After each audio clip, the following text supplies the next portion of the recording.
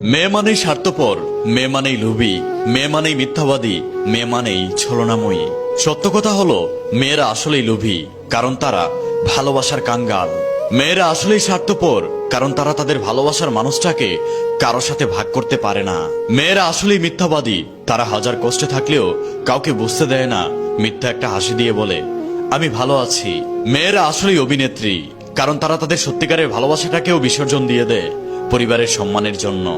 বাবার আদরে যত্ন করা মেয়েটাও একটা সময় সংসার করে।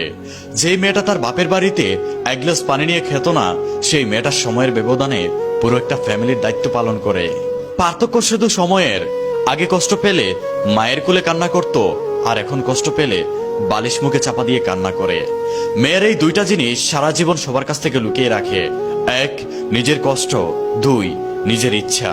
একটা মেয়ে যখন চুপ করে বসে থাকে, তখন আপনাকে বুঝে নিতে হবে তার মাথায় হাজারটা চিন্তা ঘুরপাক খাচ্ছে।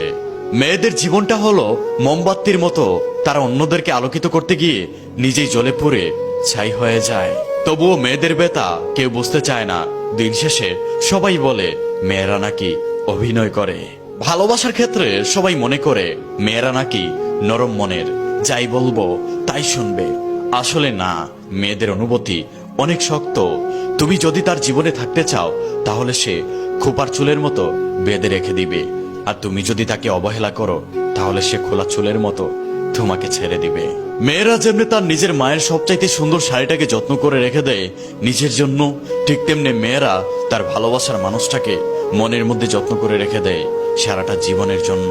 মেয়েরা যেমনি তাদের পছন্দ মন খারাপের সময় শাড়ি পরলেই তাদের মন ভালো হয়ে যায়, ঠিক তেমনি মেয়েদের পছন্দ মন খারাপের সময় তার প্রিয় মানুষটা যদি তার সাথে সুন্দর করে কথা বলে, ভালোবেসে কথা বলে, এক নিমিষেই তার মনটা ভালো হয়ে যায়।